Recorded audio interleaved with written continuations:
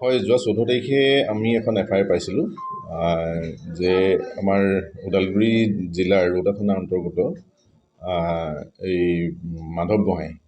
গাঁৱৰ পৰা 3জনী ছোৱালী আমি আমাৰ বেছিমাৰী স্কুললৈ আহোঁতে তেওঁলোক পুনৰ ঘৰলৈ ঘূৰি নগ'ল। গতিকে তেওঁলোকৰ অভিভাৱকে আমাৰ ইয়াত আহি পেলাই এজাহাৰ দিলে আৰু এজাহাৰ মৰ্মে আমি আমাৰ থানাৰ 285/22/364A/34 ধাৰাত এটি আমি গোচৰ ৰুজু কৰি তদন্ত কৰা হয় আৰু তদন্ত কৰি আমি CDR এনালাইচিছ কৰি তেওঁলোক 3জনী ছোৱালীৰ আৰু 2টা ল'ৰা চেন্নাইলৈ যোৱাৰ আমি খবৰ পাওঁ আৰু সেই মৰ্মে আমি চেন্নাইৰ সংশ্লিষ্ট থানাৰ লগত আমি যোগাযোগ কৰি তেওঁলোক যি জেগাত গৈছিলে সেই জেগাৰ আমি খবৰ খাতি দি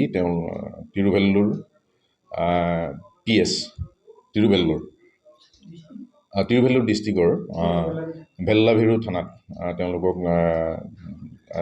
এজন আছামী আৰু 3জনী ছোৱালীকে উদ্ধাৰ কৰি তাত ৰাখে আৰু সেই মৰ্মে আমাৰ মাননীয় SP ছাৰে উক্ত চেন্নাইলৈ যাবৰ কাৰণে যিখিনি যাৱতীয় পৰামৰ্শ গোটেইখিনি কৰি পেলাই অনুমতি লৈ আমাৰ তদন্তকাৰী বিষয়া SI কুলেন্দ্ৰ মালিয়া, ASI তৈবুল্লাহ আহমেদ আৰু আমাৰ WPC এনেকৈ এটা টিম তালৈ প্ৰেৰণ কৰা হয় 17 তাৰিখে আৰু 17 তাৰিখে তেওঁলোকক তাৰ পৰা নিজৰ জিম্মাত লৈ যোৱা আজিৰ পুৱা তেওঁলোক 3জনী ছোৱালী আৰু এজন আছামীক লৈ পেলাই আমাৰ ইয়াত হাজিৰ হৈছেহি। এতিয়া আমি তেওঁলোকক ছোৱালী 3গৰাকীক মঙলদৈ CWCত ৰখাৰ কাৰণে আমি হেৰি কৰিছোঁ আৰু আমি ওৱান ষ্টপ চেণ্টাৰত তেওঁলোকৰ ছোৱালী 3জনী ৰখা হৈছে যিহেতু তেওঁলোক নাবালিকা। সেইটো এতিয়াও তদন্ত চলি আছে যিহেতু তেওঁলোক স্কুললৈ আহিছিল। স্কুলৰ পৰা তেওঁলোকক ইয়াৰ পৰা কিডনেপ কৰি নিছে নে কি কৰিছে সেইটো এতিয়াও আমি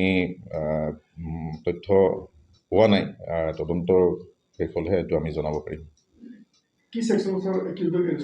এইটো আণ্ডাৰ ছেকশ্যন 366A আৰু 34 IPC ইয়াত তদন্ত কৰা হৈছে আৰু তেওঁলোক যদি অপহৰণ হৈছে ইয়াৰ পৰা ট্ৰেইনেৰে গৈ চেন্নাই পাইছেগৈ কাৰণ 2জনী ছোৱালীৰ দুজন ল'ৰাৰ লগত গৈছেই আৰু এজন ল'ৰা আমি পিছত পোৱা খবৰ মতে সেইজন কেৰালাত থাকে বোলে, এজন ল'ৰাক লগ কৰিবলৈ আৰু এজনী ছোৱালী গৈছিলে বুলিও আমি পাইছোঁ, কিন্তু তথাপিতো সেয়া আমি নিশ্চিত নহয়। সেয়া তদন্ত সম্পূৰ্ণ হোৱাৰ পাছতহে আমি ক'ব পাৰিম। হয়।